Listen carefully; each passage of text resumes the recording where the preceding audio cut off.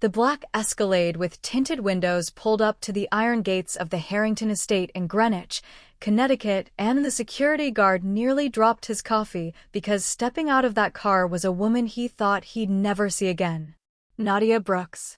The same black woman who left this mansion 8 years ago with nothing but a duffel bag and tears streaming down her face. But this time, she wasn't alone. This time, she had someone with her, a 7-year-old boy who looked exactly like their boss.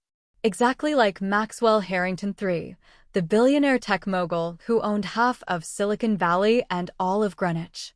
The boy had Maxwell's steel gray eyes, his sharp jawline, even that same arrogant tilt of the head. The guard's hand trembled as he reached for the intercom because he remembered what happened the last time someone mentioned that woman's name in front of Mr. Harrington. 2 security personnel got fired on the spot. One of the housekeepers had a nervous breakdown. And nobody ever spoke about Nadia Brooks again. This wasn't just a visit. This was a nuclear bomb about to detonate in the most exclusive zip code in America. Before we go any further, if you're already hooked and you want to see how this plays out, hit that subscribe button right now because trust me, what happens next is going to blow your mind. Smash that like button, drop a comment telling me if you think she should have stayed away or if she's right to come back, and share this with someone who loves a good drama. Now, let's get back to the story because things are about to get wild. 8 years ago, Nadia Brooks was a 24-year-old single mother from Newark, New Jersey, working as a live-in maid at the Harrington estate. She'd taken the job because it paid 3 times what she could make anywhere else, and it came with a small room where she could keep her infant daughter, Zara, while she worked. She cleaned toilets that cost more than her car, dusted chandeliers worth more than her life savings, served breakfast to people who never looked her in the eye. But what they didn't know is that every morning when she scrubbed those marble floors, she was planning how to get out, how to build something better, how to prove to her daughter that being born poor didn't mean staying poor. She never complained. That's just who she was: proud, dignified, the kind of woman who smiled even when her feet ached. But inside? Inside, she was burning with ambition, with dreams, with a hunger to be more than the help. That's where she met him. Maxwell Harrington III, 32 years old, CEO of Harrington Tech Industries. Net worth, $8.4 billion. The kind of man who wore $15,000 suits and watches that cost more than houses. He was also cold, calculating, and completely emotionally unavailable. But what nobody knew about Maxwell was that he was drowning under his father's expectations, drowning under the pressure of running a company that had become a prison, drowning in loneliness. His father had raised him to see people as assets or liabilities. Nothing in between. Emotions were weakness. And people like Nadia, staff, employees, the help, they were invisible. At least, she was supposed to be invisible. For 6 months, they existed in the same space, but different worlds. She cleaned his office while he worked, brought him coffee he never thanked her for. But the whole time, she was watching him, trying to figure out what made a man with everything look so absolutely miserable. Nadia noticed things. Like how he never slept. She'd see lights in his office at 3 a.m. when she was up with Zara. Like how he kept a photo of a woman in his desk drawer, but always put it face down when anyone came in. His mother, she'd later learn. Like how his hands shook slightly when his father called, even though Maxwell was a grown man worth billions. She saw the cracks in his armor because she knew what it looked like to pretend you were okay when you were breaking inside. One night at 2 a.m., everything changed. She was in the kitchen warming a bottle for Zara when Maxwell walked in, tie undone, shirt half unbuttoned, looking more human than she'd ever seen him. His eyes were red, not from crying, but from the kind of exhaustion that comes from fighting yourself every single day. He stopped when he saw her. For a long moment, they just stared at each other. In that moment, something passed between them. Recognition. 2 people wearing masks, suddenly seeing through each other's disguises. Then Zara started crying. Maxwell's expression shifted. Not annoyed. Curious. Is that your daughter? Yes, sir. How old? 6 months. Where's her father? Not in the picture. She said it without emotion, without asking for pity. He nodded slowly, then did something that shocked her. "May I hold her?" She should have said no. But something in his face, some loneliness that mirrored her own, made her say yes. Maxwell held Zara with careful attention, awkward at first, then more natural. His whole face changed. The mask slipped completely, and underneath was someone young and scared and desperately lonely. And Zara, who cried with everyone except Nadia, stopped crying and stared up at him with wide eyes. "She likes you," Nadia said softly. "That makes one person," Maxwell replied, but there was the ghost of a smile on his face. That's how it started. Not with passion or romance. Just two lonely people in a kitchen at 2 a.m., both pretending they didn't need anyone, both quietly desperate for connection. After that night, things shifted. He started coming to the kitchen at 2 a.m. regularly. They'd talk about everything and nothing. She told him about growing up in Newark, about her dreams of going back to school someday, about wanting to own her own business. She told him things she'd never told anyone, about feeling invisible, about being tired of being strong, about sometimes wanting someone else to carry the weight. He told her about his mother who died when he was 12, about the pressure of being a Harrington, about panic attacks he hid from everyone, about how he'd thought about driving his car into the ocean more than once. For 3 months, they met like that. Stolen hours when the rest of the mansion slept. And somewhere in those conversations, Nadia stopped seeing a billionaire and started seeing Maxwell. Just Maxwell.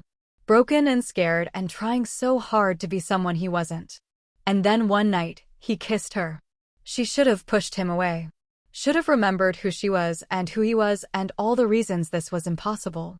But she didn't. Because she was lonely too. Because she'd been strong for so long and she was tired. Because when he kissed her, she felt seen for the first time in her life. They fell into a secret relationship that was reckless and dangerous. He'd come to her room after midnight. They'd take Zara on walks around the estate when everyone else was sleeping, pretending they were a normal family. He bought her daughter gifts he couldn't explain, designer baby clothes, expensive toys, a platinum bracelet. For 6 months, they lived in a stolen world where it didn't matter that she was black and he was white, that she was a maid and he was a billionaire. But Nadia knew better. Even as she fell deeper, a part of her was waiting for it to end. Because good things didn't happen to girls like her. Reality doesn't care about love. His father found out. Maxwell Harrington Jr. was old money, old power, and old racism wrapped in a Brioni suit. When his private investigator showed him photos of his son with the help, he didn't yell or make threats. He simply called Maxwell into his office and laid out the situation with surgical precision. "You will end this immediately. If you don't, I will have her arrested for theft. I've already had several valuable items placed in her quarters. She'll go to prison. Her daughter will go into foster care. Or, you can end it cleanly, give her severance, and we never speak of this again." Maxwell tried to fight. For the first time in his life, he told his father no. Said he loved her, that he didn't care about the consequences. But his father played his final card. "I have stage 4 pancreatic cancer. 6 months, maybe less. Everything goes to you when I die. But if you choose her, I'll give it all to your cousin Richard. And you know what Richard will do with it." Richard was a monster. He'd destroy everything Maxwell had built, fire hundreds of employees, dismantle the charitable foundations. Everything Maxwell had worked for would disappear. So Maxwell made a choice. The wrong choice. He went to Nadia late one night, face like stone, and said, "This can't continue. I'm sorry. There's $50,000 in this envelope. Take it and leave. Tomorrow. Don't contact me again." Nadia stared at him, searching his face for the man she'd fallen in love with. But that man was gone, buried under layers of Harrington ice. "Just like that," she whispered. "After everything? Just like that." She wanted to scream, to make him look at her. But she had her pride. So she took the envelope, packed her things, and left the next morning without saying goodbye.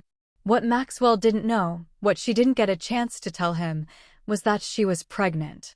2 months pregnant with his son. She found out 3 weeks after leaving. Sat in a Planned Parenthood bathroom stall, staring at two pink lines, and the tears finally came. But then Zara called for her, and Nadia dried her tears and made a decision. She was keeping this baby. Not because she hoped Maxwell would come back, but because this child was hers, and she would raise him to be everything his father wasn't: brave, present, unafraid to choose love over legacy. She used the $50,000 wisely, paid off debts, went back to school part-time, studying while pregnant, got her degree in business management, started a cleaning company with $200, calling it Brooks Facilities Management, worked 80-hour weeks, hustled, and built something real. She underbid every competitor at first, taking jobs no one else wanted, because nothing was beneath her anymore. When her son was born and she looked at his face and saw Maxwell staring back at her with those steel gray eyes, she named him Cameron. A strong name. A free name. A name that didn't belong to the Harringtons. For 7 years, she built a life in Newark. Her company grew to 100 employees. She bought a house, not a mansion, but hers. Raised both her children to be confident, educated, and proud. But Cameron had questions. Questions about his father that got more pointed as he got older. Why don't I have a dad? Where is he? Doesn't he love me? He'd see other kids with their fathers at school events, and his face would go carefully blank. He'd ask if his father was dead, and she'd have to say no, he's alive. He just chose not to be here. Finally, Nadia realized she couldn't run from those questions forever. Cameron deserved to know where he came from, even if it meant facing Maxwell Harrington again. So after 8 years, she came back. Not as a maid. As his equal. As the CEO of a company worth $12 million. As a woman who'd built herself from nothing and owed nobody anything. Back to the present. The security guard pressed the intercom. Mr. Harrington? We have a situation at the front gate. There's a woman here. Says her name is Nadia Brooks. And she has a child with her. A boy who, sir, you need to see this yourself. Long silence. Then, send them away. Sir, I really think you should. I said send them away. Now. Before Marcus could respond, Cameron stepped forward. The 7-year-old walked right up to the intercom camera and spoke with perfect clarity. My name is Cameron Brooks. I'm 7 years old. And my mom says you're my father. I came all the way from Newark because I deserve to know if that's true. So you can hide in your big house like a coward, or you can open this gate and look me in the eye. Your choice. Nadia's heart stopped. She hadn't coached him to say that. The intercom went dead silent. 10 seconds. 20. 30. Then the massive iron gates began to swing open. Marcus looked stunned. Ma'am, I've never seen him change his mind like that. Nadia took Cameron's hand. First time for everything. They walked up the long driveway to the front door. The door opened before they reached it. And there he was. Maxwell Harrington III. 8 years older. Gray at the temples. Lines around his eyes. Still in a suit. Still radiating controlled power. But his eyes went straight to Cameron and stayed there. She watched the color drain from his face. Watched recognition hit him like a physical blow. Cameron spoke first. Are you my dad? Maxwell's jaw worked. His hands clenched. For a moment, Nadia thought he might deny it. But then something cracked in his expression. Come inside. Both of you. They entered his office, a massive space designed to intimidate. But Nadia wasn't intimidated. She'd been broke and scared 8 years ago. Now she was neither. Why are you here? He finally asked, voice rough. After 8 years, why now? Our son wanted to meet you, Nadia said simply. He has questions about who he is. I thought he deserved answers. Maxwell's laugh was bitter. Answers? What am I supposed to tell him? That I chose money over his mother? That I'm exactly the kind of man I swore I'd never become? That I've spent 8 years trying to convince myself I made the right choice? Cameron flinched, and something in Nadia snapped. You don't get to feel sorry for yourself. You made your choice. I didn't come here for your guilt. I came here because my son deserves to know his father, even if his father is a disappointment. Before Maxwell could respond, the door burst open. A woman stormed in. White, blonde, late 20s, dripping in diamonds. She looked at Nadia with disgust. Then her eyes landed on Cameron and she froze. Maxwell, she said slowly.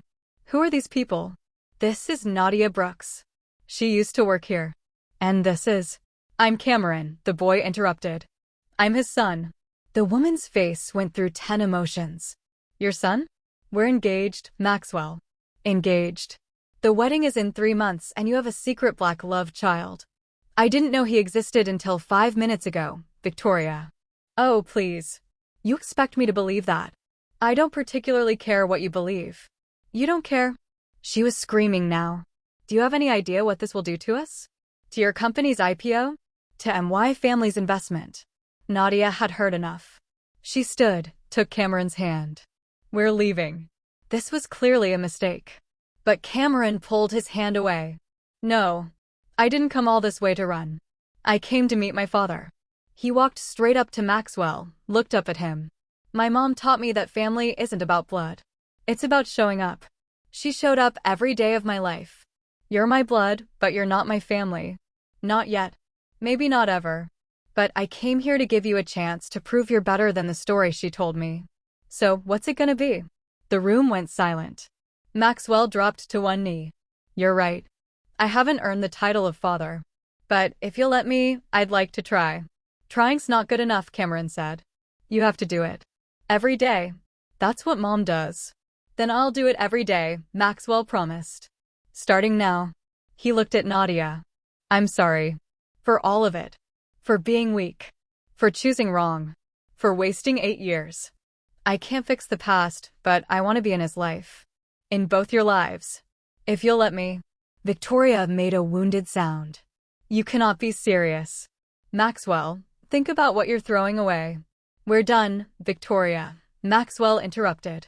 The engagement's off. Victoria grabbed her bag and stormed out, heels clicking like gunshots. Then it was just the 3 of them. Father. Mother. Son. This doesn't change anything, Nadia said carefully. If you want to know Cameron, you do it on my terms. Supervised visits. Regular schedule. And the second you flake, we're gone. Forever. Agreed, Maxwell said immediately. Whatever you want. Cameron looked between them, processing, calculating. Can I see my room? Both adults stared at him. What? Nadia asked. My room. If I'm gonna visit, I need a room, right? I want to see it. Maxwell's face transformed. Yes. Yes, absolutely. Come on, I'll show you. As they walked out, Cameron took Maxwell's hand naturally, like it was the most normal thing in the world. Nadia followed, her heart in her throat, watching her son with the man who'd broken her, and praying this time would be different. They went upstairs to the family wing, the wing Nadia had never been allowed in when she worked here. Maxwell opened a door to a massive bedroom with floor-to-ceiling windows overlooking Long Island Sound. This was going to be a guest room, Maxwell said. But if it's okay with your mom, it can be yours. We can decorate it however you want. Sports? Science? Legos? Books, Cameron said immediately. I like books. And I want a telescope, because Mom says my dad is smart with space and numbers and stuff. Maxwell looked at Nadia, surprised. You told him about me? I told him the good parts, Nadia said quietly. Before you ruined it. Cameron tugged Maxwell's sleeve. Can we get pizza? Mom says rich people don't eat pizza, but I don't believe her. Maxwell laughed, actually laughed, something Nadia had rarely heard even when they were together. Rich people definitely eat pizza. There's a place in New Haven that makes the best pizza in Connecticut. We could go now if your mom says it's okay. Both males looked at Nadia expectantly. She should say no. Should set boundaries. Should protect her son from inevitable disappointment. But Cameron's eyes were bright with hope, and Maxwell's face was more open than she'd seen in years, and maybe, just maybe, people could change. Pizza sounds good, she heard herself say. They took Maxwell's car, a Tesla Model X, because of course he drove a Tesla. Cameron peppered him with questions the entire drive. What's your company do? How many employees do you have? Do you have a private jet? Have you been to space? Maxwell answered each question seriously, never talking down to Cameron, treating him like an equal. Nadia watched from the front passenger seat, her heart doing complicated things in her chest. At the pizza place, Cameron ordered enough food for 5 people. Maxwell didn't bat an eye, just added more to the order. They sat in a corner booth, Cameron between them, and for an hour, they were just a family. Dysfunctional. Complicated. Broken in some ways. But there. As they ate, Maxwell's phone buzzed incessantly. He ignored it for the first 10 buzzes, then finally looked at the screen and grimaced. "What?" Nadia asked. "My father. He wants me at the estate. Says it's urgent." Nadia's blood went cold. "Your father's still alive?" Maxwell nodded. "The cancer went into remission. He's been in declining health, but he's very much alive. And very much still trying to control everything." "He's the one who made you leave, Mom, isn't he?" Cameron asked quietly. Both adults froze. "Cameron," Nadia started. "I'm not stupid," Cameron interrupted. "I heard you and Aunt Keisha talking. Grandpa Maxwell is the bad guy, right?" Maxwell looked at his son with something like awe. "You're 7 years old. How are you this smart?" "Mom reads to me every night and makes me do math problems for fun," Cameron said matter-of-factly. "So is he the bad guy or not?" Maxwell hesitated, then nodded. "Yeah, he's the bad guy." "Then I want to meet him," Cameron declared. "Bad guys don't scare me." "Absolutely not," Nadia said immediately. "That man is poison, Cameron. We're not going anywhere near him." "He's my grandfather," Cameron argued. "And if he's the reason Dad wasn't in my life, I want him to see me. I want him to know he lost." Nadia looked at Maxwell. "Tell him." Maxwell ran his hand through his hair. "Cameron, my father is. He's not a good man. He'll say things designed to hurt you. To hurt your mother. Things about race, about class, about you being illegitimate." Cameron offered. "A bastard?" "I know the words, Dad. Kids at school taught me when I asked why I don't have a father. Dad." He'd said Dad. Maxwell's eyes went glassy. He cleared his throat. "If we do this, if you stay close to me, you don't let him get in your head. And if it gets too much, we leave immediately. Deal?" Cameron nodded seriously. "Deal." Nadia wanted to scream, to grab her son and run back to Newark where things were safe and predictable. But she also knew Cameron. Knew his stubborn streak, his need to face things head-on. He got that from her. "Fine," she said. "But I'm coming too. And if that old man says one word out of line, I'm going to forget I'm a lady." Maxwell almost smiled. "I'd pay money to see that." They drove back to Greenwich in tense silence. The sun was setting, painting the sky in shades of orange and pink that seemed too beautiful for how Nadia felt inside. The Harrington estate looked different at dusk. More ominous. Like something out of a Gothic novel. Maxwell parked in front of the main house. Before they could get out, he turned to Cameron. "Last chance to change your mind, buddy." Cameron shook his head. "Let's do this." They walked in together. Maxwell leading, Cameron in the middle, Nadia bringing up the rear like a protective force. The house staff stopped and stared as they passed. Whispers followed them like ghosts. "Is that the maid from years ago? That boy looks just like. Does Mr. Harrington Sr. know?" Maxwell led them to a room at the far end of the mansion, a sitting room that screamed old money. Antique furniture. Oil paintings of stern-faced Harringtons going back generations. A fireplace that could fit 3 people. And in a wheelchair by the window, looking out at the grounds, was Maxwell Harrington Jr. He'd aged badly. The cancer and treatments had hollowed him out, turned him into a shadow of the intimidating man Nadia remembered. But his eyes, those cold, calculating eyes, were sharp as ever. He turned his wheelchair around slowly, took in the sight of them standing there. His gaze swept over Maxwell with disapproval, dismissed Nadia entirely, and landed on Cameron. For a long moment, nobody spoke. Then the old man smiled. It wasn't a nice smile. "Well," he said, voice like gravel. "The help came back. And she brought a souvenir." Cameron stepped forward before anyone could stop him. "My name is Cameron Brooks," he said clearly. "Not souvenir. Not bastard. Not mistake. Cameron. And I'm your grandson whether you like it or not." The old man's eyes narrowed. "Half-breed grandson. Let's be accurate." Nadia moved forward, fury in her eyes, but Maxwell grabbed her arm gently. "I've got this," he said quietly. He walked to his father's wheelchair, bent down so they were eye level. "Listen to me very carefully," Maxwell said, voice like ice. "That's my son. Your grandson. And you will treat him with respect, or you and I are done. Completely done. I don't care about your money, your legacy, or your approval. Not anymore. 8 years ago, you made me choose between fear and love. I chose fear. I chose wrong. But I'm choosing differently now. You'll regret this," the old man hissed. "I'll cut you off. You'll get nothing when I die." "Good," Maxwell said simply. "I don't want it. I don't want anything built on hate and control and destroying people. I built my company with my own hands. My own intelligence. I don't need your blood money. You self-righteous." "I'm done," Maxwell interrupted. "Done with your manipulation. Done with your racism. Done with letting you control my life. You can keep your money and your name and your legacy. I'm building my own."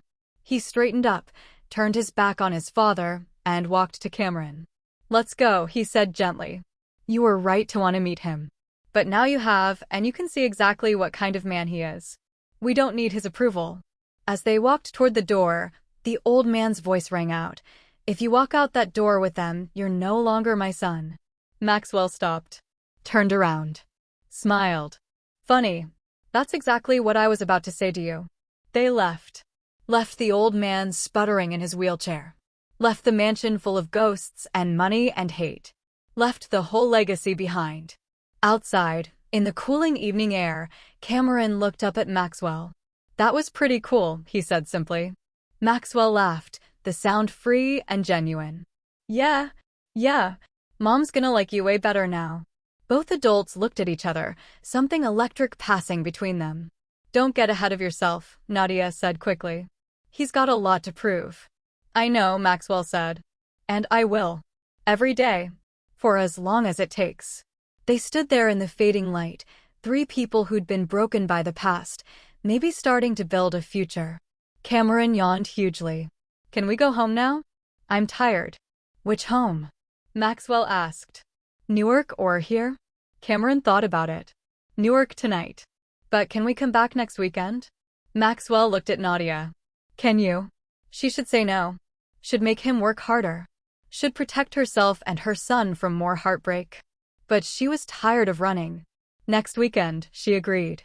"But you're coming to Newark for dinner on Wednesday. Meet my daughter. See where we actually live. No mansions. No staff. Real life." "I'd love that," Maxwell said, and meant it. As they drove away from the estate, Nadia looked back one last time. At the mansion where she'd scrubbed floors. At the place where she'd fallen in love and had her heart broken. At the life she'd left behind 8 years ago. But she wasn't looking back with regret. She was looking back with pride. Because she'd survived. Built a life. Raised an incredible child. And now, maybe, she was giving that child the father he deserved. Not because Maxwell was perfect, but because he was finally trying.